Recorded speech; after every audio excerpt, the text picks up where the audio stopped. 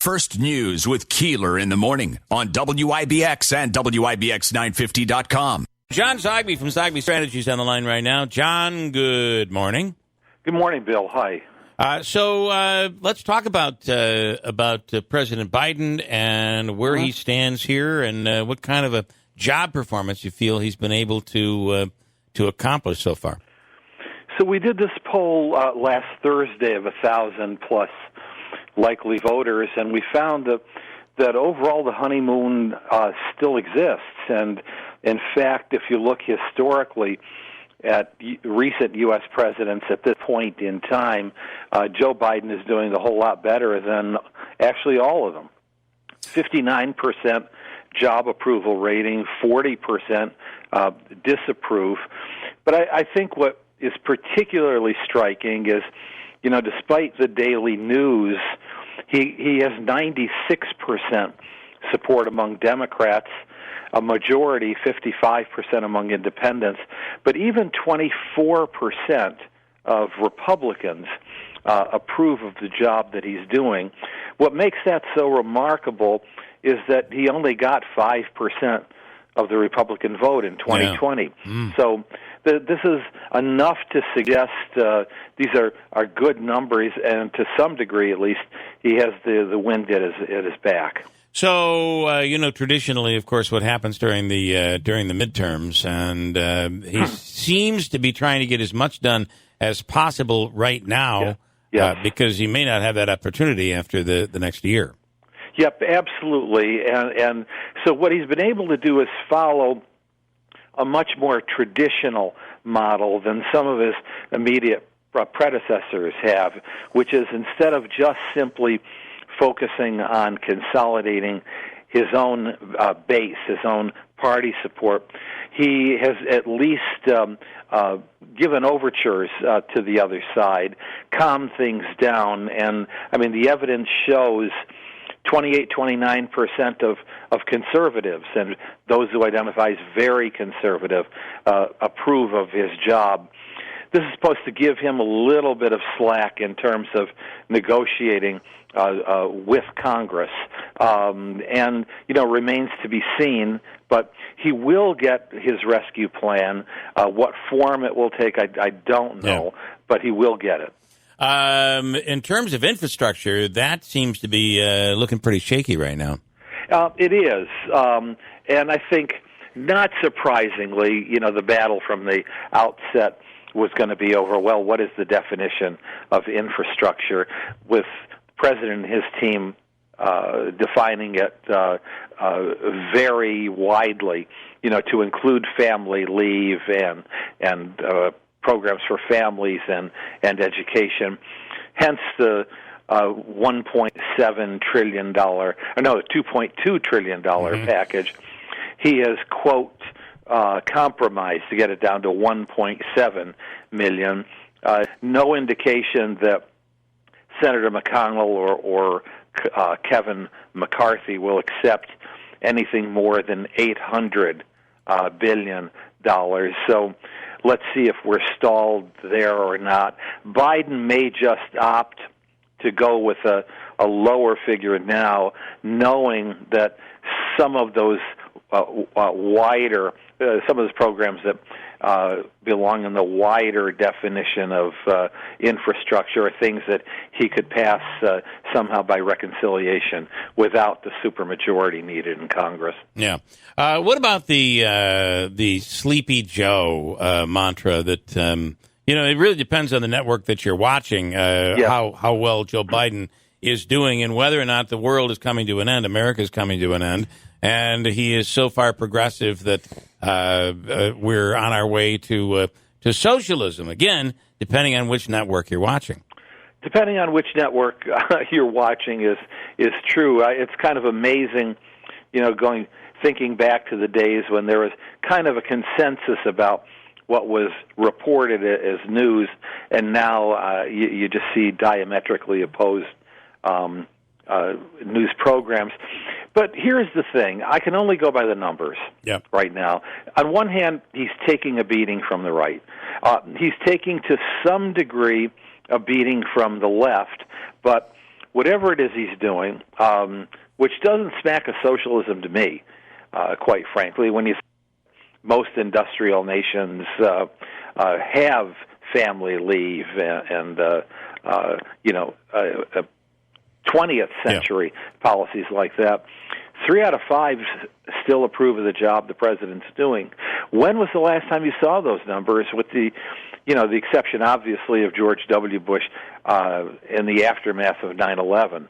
Other than that, you've got to go back to parts of Reagan's presidency, and then before that, Lyndon Johnson after Kennedy's assassination. So whatever Joe Biden is doing now, despite the public reports and despite really the childishness of the Sleepy Joe and all that kind of nonsense, the president is posting some good numbers. Very good numbers. So what it's telling you, though, is the strategy of basically laying low. I don't know how else you can describe it. That it is such a contrast from what we had the 4 years prior. He really is laying low, and it seems to be working. They're very, very well protected, I think, by the people that are surrounding him. Yeah, I mean, the model is very similar to Ronald Reagan. Protect him from the day-to-day scuttlebutt and pot shots and so on from the pundits, and keep him either above the fray or away from the fray, and play off of what Fox would call Sleepy Joe, supporters would call Uncle Joe. Somebody with experience, who's steady, who projects an empathic image, and meanwhile, is not engaged in the day-to-day rat-a-tat. The other thing I found interesting, there's a new book out that talks about the campaign, and it includes the fact that it's reported that former President Barack Obama played a rather large role advising during the campaign. Yes. I thought that was that, and something we really didn't see because you didn't do it publicly. It was being done behind the scenes. Done behind the scenes, not surprisingly. As presidents and vice presidents go, these two were fairly close.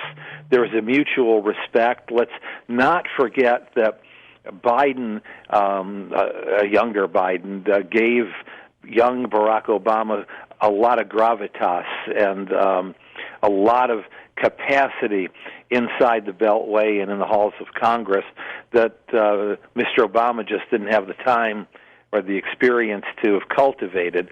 And so, on the flip side, Barack Obama helped thrust Biden even more into the national consciousness by naming him vice president, because otherwise this was a political career that was in its twilight.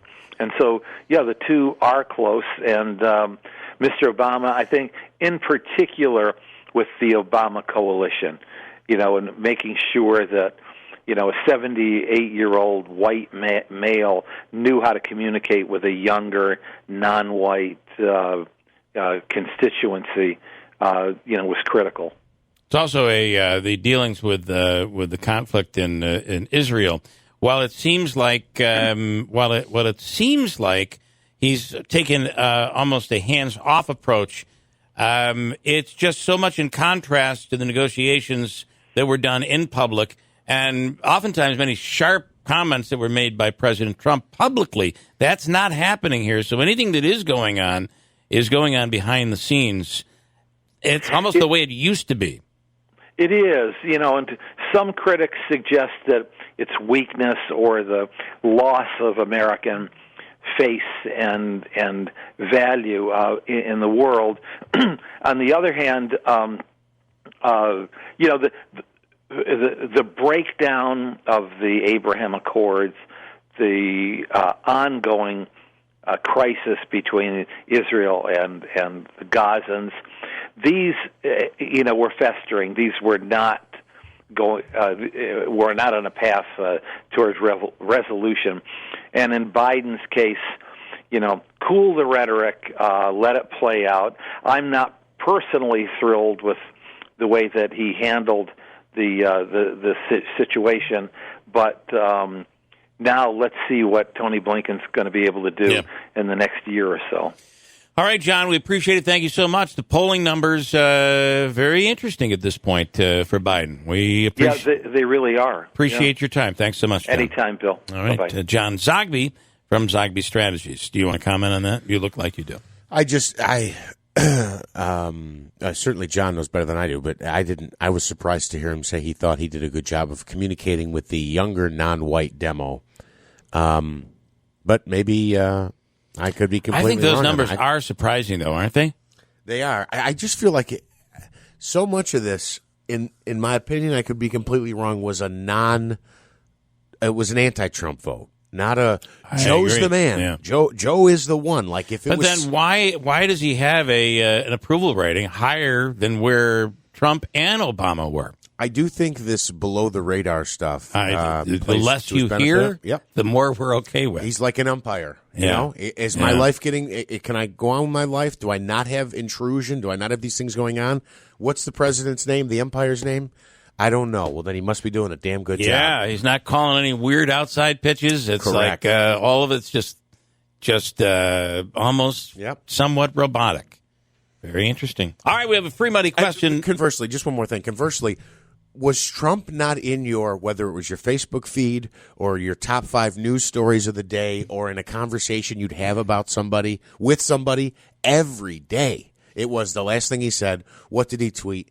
And I know some people like that or whatever, and I'm not saying it makes one a better president than the other. I'm not even going down that road. I'm just saying it's such a contrast to where you had one president who was so much up in your face, and the other one is like, where is he? I don't know where he is. I don't know what he's doing today. Yeah. I don't know what the last thing he said was. One president's style was abrasive. The other one can't be abrasive because if you don't come in contact with someone, you can't have an abrasion. That's a fair point. Gotta be. The most you get out of Biden is like a windburn. That's about it. He doesn't brush up against you. It's crazy.